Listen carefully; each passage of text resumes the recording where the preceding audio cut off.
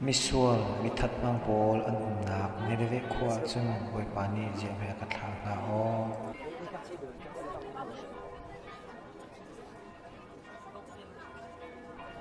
Tarsis qua gelding long si nakaila mo. o ka kai la Tarsis qua gelding ball long to a kai to mu. Howan can hap na la logi mu.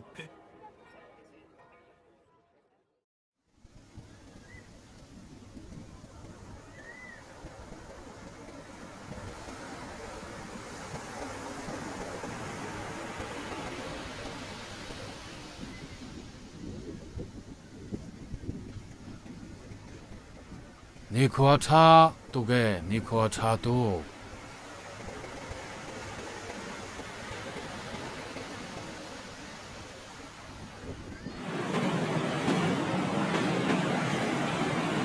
Unsan bebina ha. Kana wo.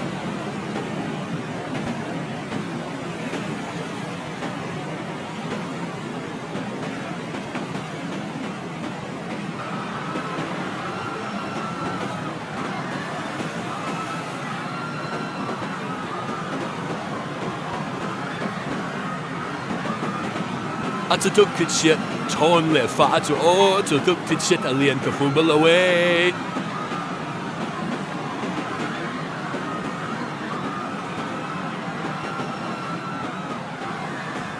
Kan ti biar jang lai, hou da hong nian bu qian tin, kan hun da zang luai. Nang ma kha zai pachin da no biap kai chu van le blai sartu pathian liam ka si atu hi pathian no ngai lo in ka zam Zai ti na.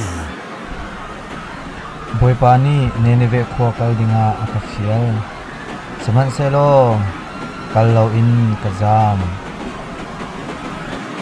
Ma chu tu kid shit hai jin zai da. long chung in ka thau lo nan thai ko lai Ma ben dong zu gan ti ben lo, a si dong ha mo.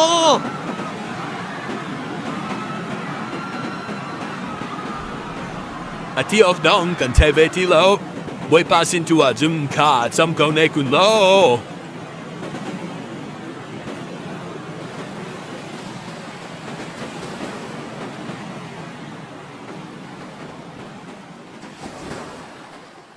Anung mi pachian harakum thakau kite.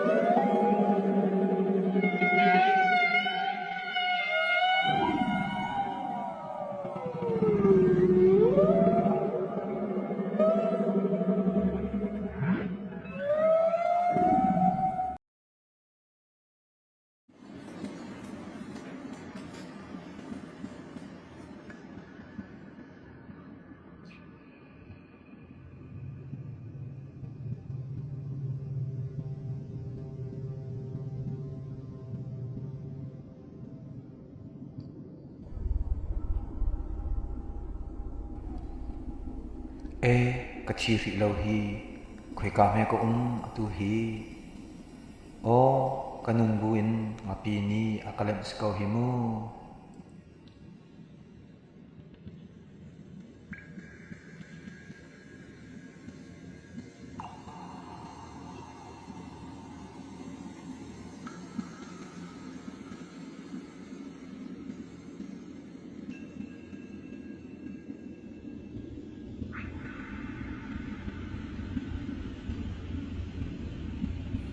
boi pa mai kha ka swal chang nanol bia kha zul lo in ka zam kachinarak phang i tina in karak khat siman selo atu chu boipa ka fiang chang kachunga jang fa nak ngai lo kangai thiam thram ko mo boipa